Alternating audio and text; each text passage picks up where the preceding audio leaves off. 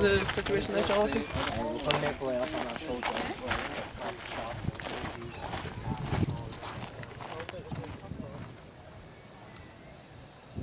Okay, and look at each other.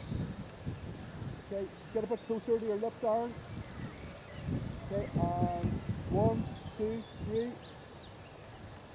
Yep, that's it. Right. So you drink all that beer, you see. Hands holding hands. Or dancing. Whatever it does you fancy. Yeah, just keep the rhythm. Keep the rhythm. Keep it going, keep it going.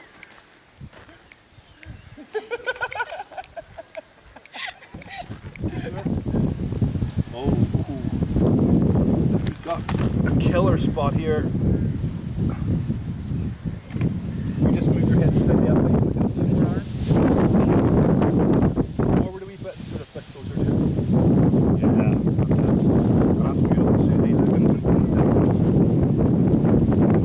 Oh, class.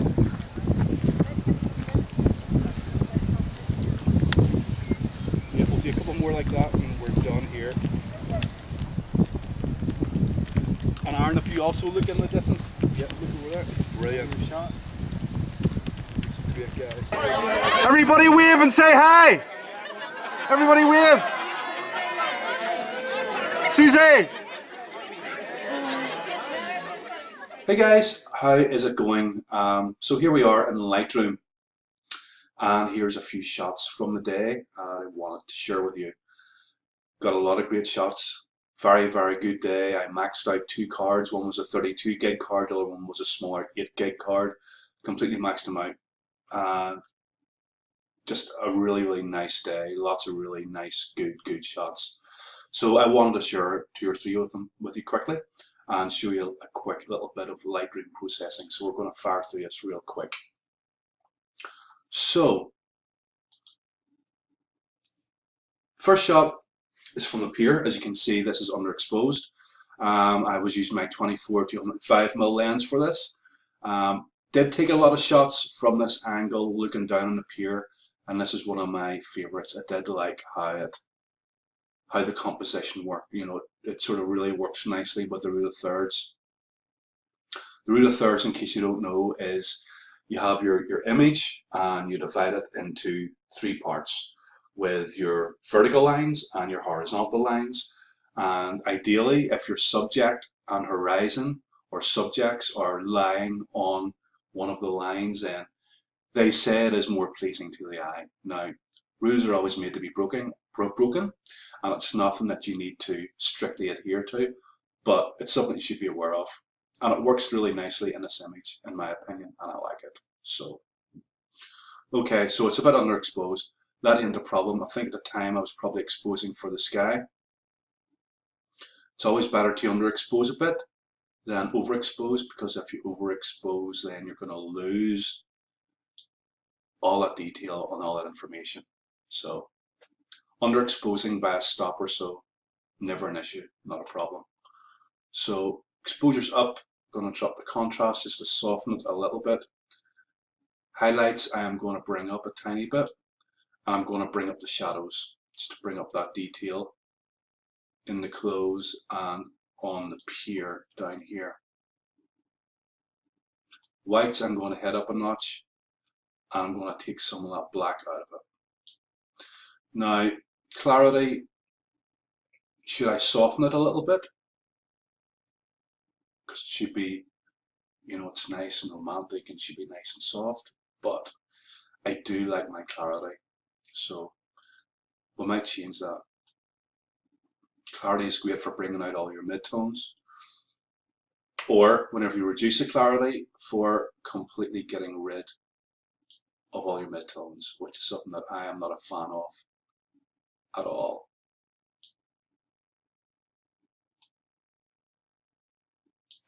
Vibrance is a lot more subtle than saturation, and we can bring up the vibrance a bit. We're not going to touch HCSL, although we might. There's a lot of blue going on here in the water, which, you know, hey, it's water, it's nice.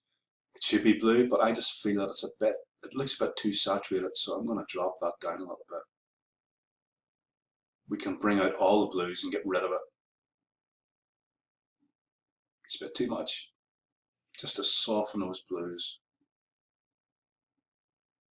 Right there. Okay, so sharpening, as always, it's my personal preference. I'm happy to stick around 70 for my sharpening in Lightroom, and then if I want to add any additional sharpening, then I might bring it into Photoshop. Masking, we'll just mask some of the area. I know that, you know, we don't need the whole image masked for the sharpening, so I think about 22. Once again, it's my personal preference. We'll put the finger on the Alt key just to bring up the overlay. Just thinking about it. So obviously this is Lightroom 5, Lightroom 6 is coming out shortly, and the new Lightroom CC is out already, which they say is a lot faster than Lightroom 5, because apparently it works with your graphics card as opposed to, I guess, your processor. So it's going to work really fast, which I'm really looking forward to getting my hands on a copy of Lightroom 6 or maybe even Lightroom CC, which is something I'm considering. Anyhow, this is just taking far too much time, so we're going to whiz through this very quickly. So enable profile corrections, remove chromatic aberration. I'm not going to use a vignette, and I don't think we will touch any of the camera calibration. So as far as that goes, maybe bring some of those blacks out of it a little bit more. Okay, so we can have a quick look at the before and after. So before and after, and I'm happy with that. I am going to create a very quick snapshot.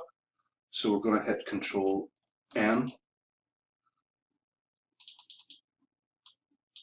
and we're going to call it 2 black and white. Oh, sorry, 2 color. OLOUR is how we spell color in the UK, not COLOR as they call it in the US. Create. So, okay, we're going to turn this quickly into black and white, real quick, and we're going to add some clarity to this because I like my clarity with my black and whites. I'm going to bring up the exposure slightly,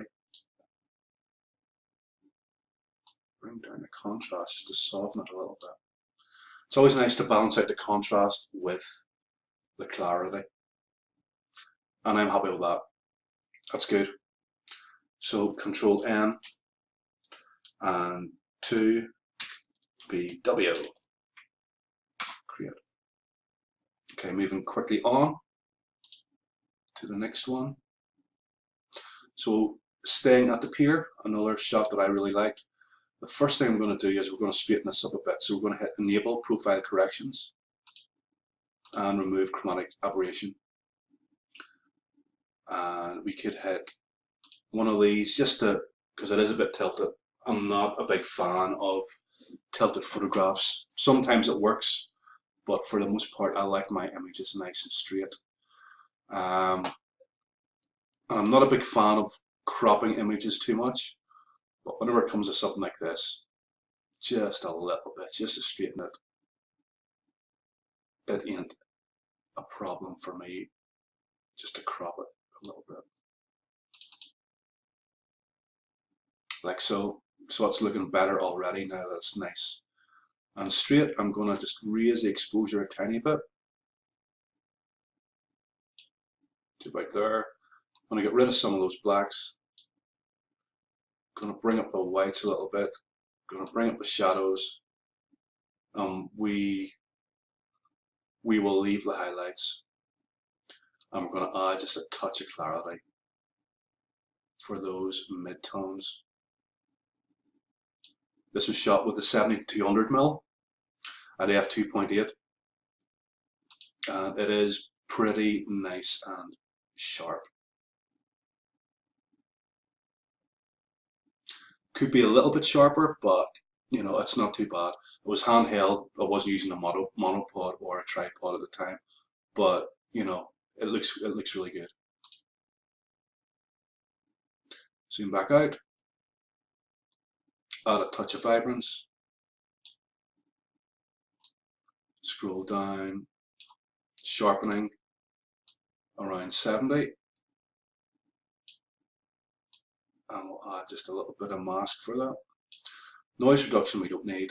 This was a very bright afternoon and I was shooting for the most part at ISO 50. And we'll add just a tiny little vignette.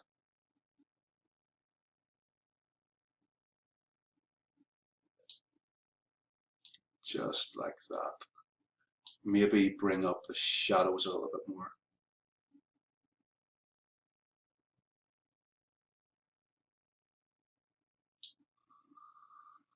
So before and after. Nice subtle changes, but it does make a nice difference. And I like that. I like that shot. Okay, and moving on to the final image, which was taken just down from the pier. We're at the boathouse here, so I am going to raise the exposure a little bit. And I'm going to get rid of some of those highlights for the sky. I'm going to bring the contrast down a little bit. And we're going to get rid of some of those blacks. And we'll just bring up the whites a tiny bit. Clarity, once again, just a little bit of clarity added makes some difference. Vibrance a bit more. And we'll bring the blues down for the sky. Sorry, it's saturation. Go into luminance. So we'll just make those clouds just a little bit more defined. Like so. Sharpening at around 70. And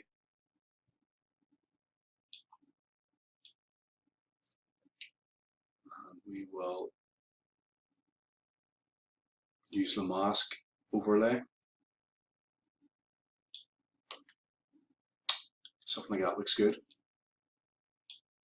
Enable profile corrections, remove chromatic aberration. Maybe adjust the blue primary just to bring more vibrance into this. Doesn't just affect the blues. And I want to add some warmth as well, so we'll go into the white balance and bring some warmth into this.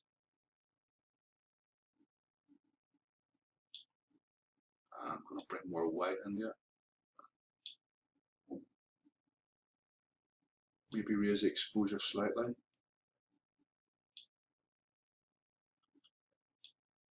More clarity. Okay, I know what this is nice and sharp. And yeah, it's looking good. So I do like that. I'm going to save that. So Control N for your snapshot. And we'll call it 3 color.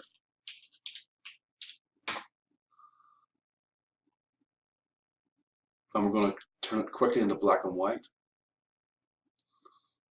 And for this, I am going to bring up the clarity a little bit more.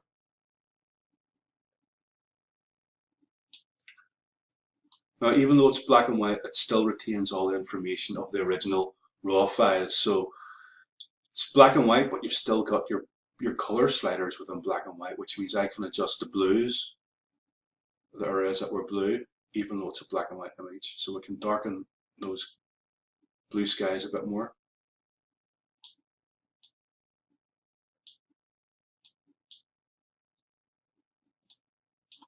We can maybe even raise the oranges for the skin tones. So And I think we're going to add a slight little vignette just to make it a little bit more moody.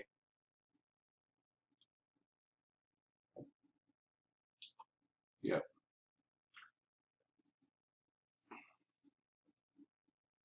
Okay, I'm happy with that. So there you have it. There is just a small little sample of images from the wedding at the weekend. Please subscribe to the channel. There should be a button appearing on the screen about now. So click on subscribe, and I will catch you next time, guys. See ya.